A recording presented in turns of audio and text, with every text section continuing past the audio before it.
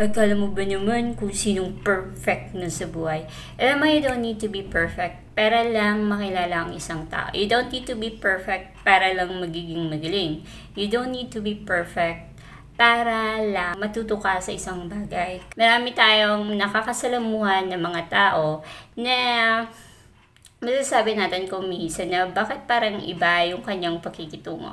Or mararamdaman natin na there is something or meron talaga sa kanya na hindi lang natin ma-explain pero nararamdaman natin. So, yun yung tinatawag nila na intuition. Yung bang hindi ka sigurado pero may nararamdaman ka or may kutob ka sa kanya. Paano mo kaya makikilala ang isang tao na mahilig mang manipula? Ang sinyales na masasabi natin na minamanipula na tayo ng isang tao.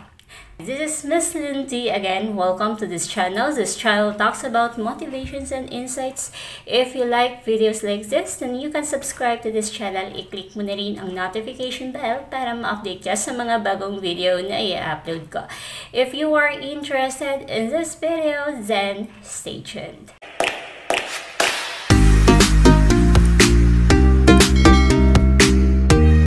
Signs of manipulative people. Number 1 is silang magsinungaling.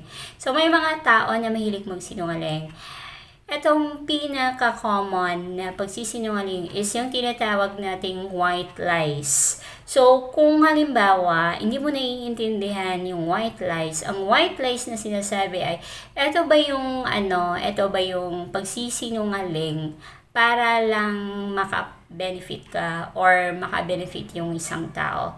Ang ibang tao, mas gustuhin nila na magsabi ng white lies kaysa magsabi talaga ng totoo. So, number 2 is twisting the facts. May mga tao na mahilig na baliktarin yung katotohanan.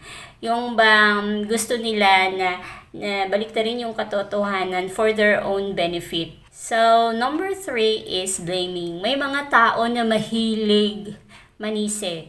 Yung bang nangyari ng isang bagay, sisihin pa din yung taong nagkasala. Number 4 is love bombing. Ano itong sinasabing love bombing?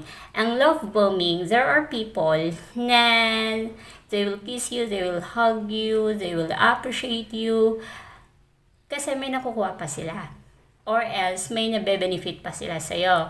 Pinapakita lang nila na mahal ka nila, but then later on, they will disvalue you. So, hindi ko naman sinasabi na lahat talaga ng tao na nagpapakita ng pagmamahal, nagpapakita ng concern ay love bombing na ang kanilang ginagawa. Hindi naman. Kasi may mga tao naman talaga na genuine talaga magbigay ng kabutihan.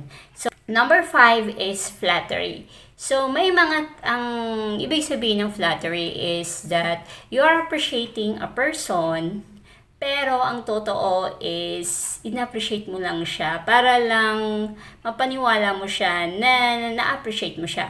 But then, in reality is, hindi naman talaga totoo. Hindi, congratulations for a job well done, ganon. Pero, sa totoo lang, it's just flattery words. Taong mapagmanipula. Number 1 is, if they do lying. Number 2, twisting the facts. Number 3 is blaming. Number 4, love bombing. And number 5, using flattery words. Kung sangayon ka sa video na ito, please give a thumbs up.